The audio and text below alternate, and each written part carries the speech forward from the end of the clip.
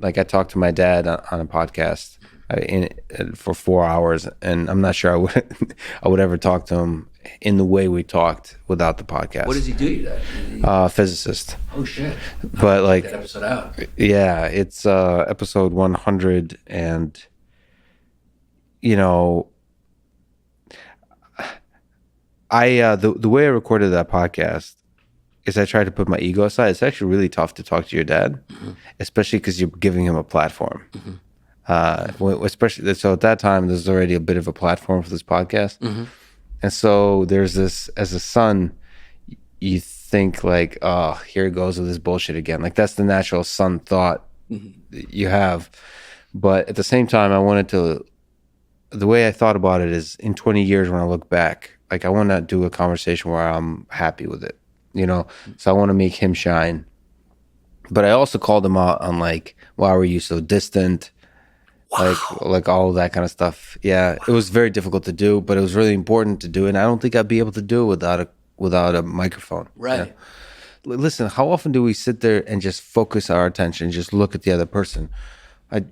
I don't know, man. This is not even recording right now. I just invited you over. Just so we could actually, you're right. The podcast does make, like I've been listening to every word you've been saying. And if we weren't doing a podcast, I might be looking at my phone or being self-conscious about something else or nervous or anxious. You're zoomed in, especially with people close to you. I mean, I recommend that actually for people to talk to their family on a podcast, fake or not. That's really powerful.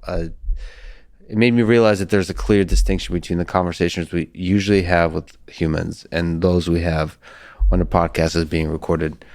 What the fuck were we talking on before that?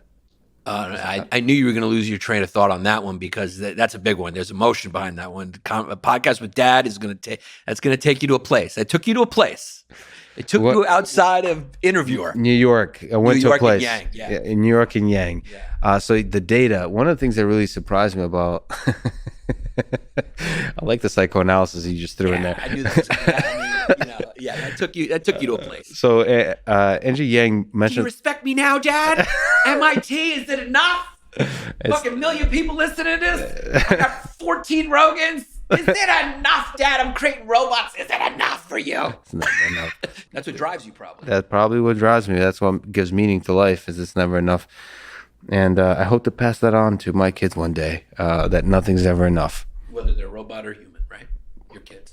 Most likely, let's be honest. Robot. You might call one of your robots. Do you love your robot? Are you starting to love your... Is it going to be like that Pygmalion thing? You create them and then they kill you, but even while they're killing you, you got a tear roll. The tear. Right? A slow one tear.